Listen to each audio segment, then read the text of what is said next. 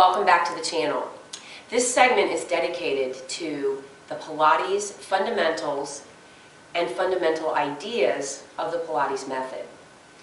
While you might not see some of the things that we're going to talk about today in any of the archival books or materials written by Joseph Pilates, they are ideas that really permeate all of the mat work and really classic exercises taught on the Reformer.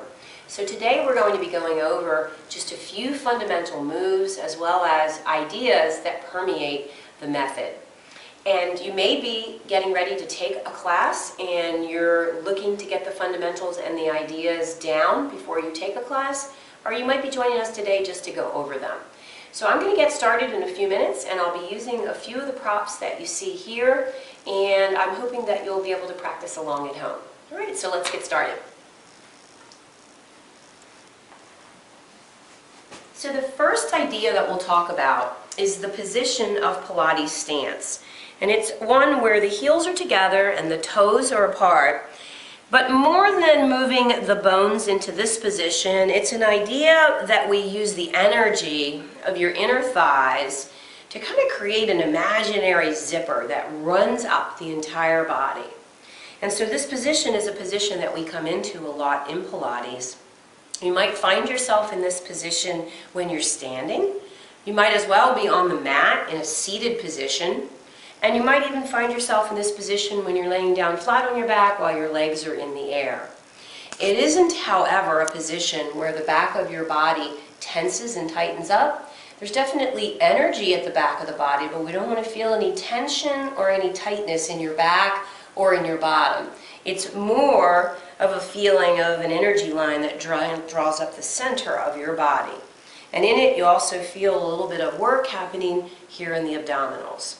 So we'll come back to this position a few different times. For now, let's come into a parallel position where your toes are pointing forward and start talking about how we move your arms. So in this position, we will move our arms over our body and pay a lot of attention to what's happening in the shoulders. In Pilates, we'll move your arms a lot over your head and do different arm positions. What we want to be careful of is that as we move your arms up, that we don't allow your shoulders to also move and hike up into the ears. So we essentially will be using the muscles under your armpits to draw your shoulders down your back. So we'll feel that the scapula, this flat bone on the back, that it's closer and more connected to the rib cage.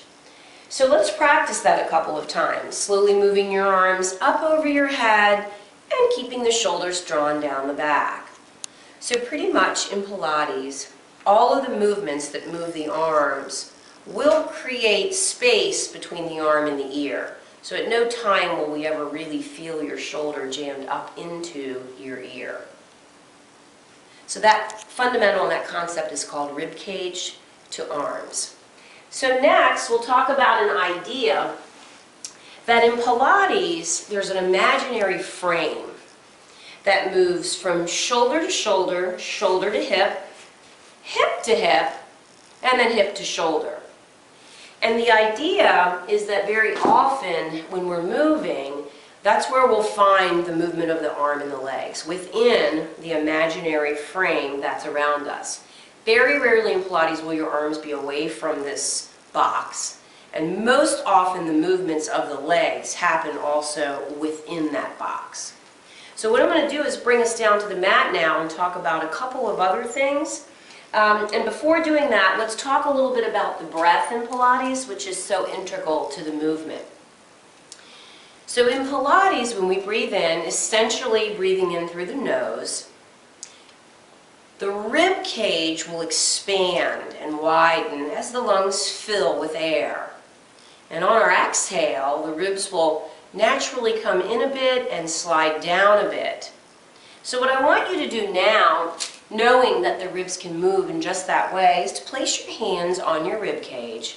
If it doesn't bother your thumb, you can bring your thumb to the back. So as we begin to breathe in, I want you to feel as though your hands move apart because you fill the ribs with air. So here we go. Let's breathe in. And the ribs will expand. And then on your exhale, draw the belly in and up a little. Squeeze the air out of the body and allow the rib cage to float back in and down. Inhale through the nose. And then exhale, draw the belly muscles in and up. And let the ribs slide in and down.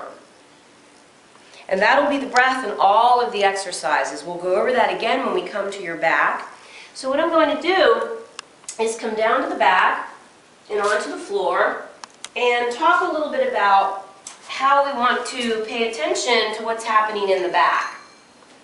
In general, we're all pretty much made the same and have some type of a curve at our low back. So what we're going to do is move between that natural curve and a posterior tilt once we come to your back. So I'll have you take a look at my back now. And all of us are made a little bit differently, but we do have very similar curves in our back. So when I rest on my back here, naturally, there's a bit of a space underneath my low back. And I can actually put my hand under it and feel that space. So we're going to take your hands and place them on the front of the pelvis on either side and just see that curve change. So we'll take a big breath in, and with a nice exhale, drawing the belly in and up, we'll tilt back. And now the curve is gone, and it's much harder for me to get my hand under there. So we'll inhale and rock forward, creating our neutral spine. Exhale, draw the belly in and up, and tilt back.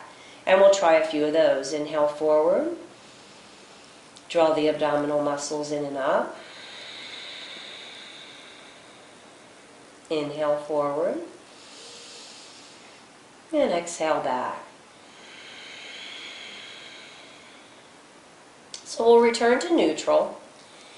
And just know that in Pilates, we'll move between these two positions in different exercises. And know that sometimes what you need to do to protect the back is to shift the weight back just a little bit, and other times you may be able to stay into a neutral spine. So let's talk a little bit about how you move your head in Pilates, because many of the exercises have your head, neck, and shoulders lifted off the floor. So let's talk about the correct way to move your head safely. Before lifting the head off the mat, we always want to bring your chin slightly down towards your chest to open up some of the space in your neck.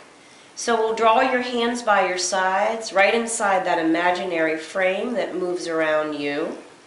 Drawing your fingers and thumbs together will activate your triceps, the back of your arms, and press them into the mat. We'll inhale to get ready. Bring your chin down just a little and start exhaling.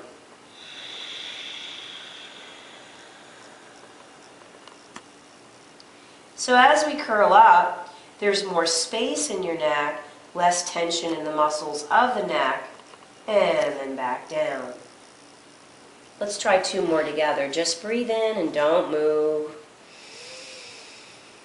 Bring your chin down a little, start exhaling, draw the belly in and up.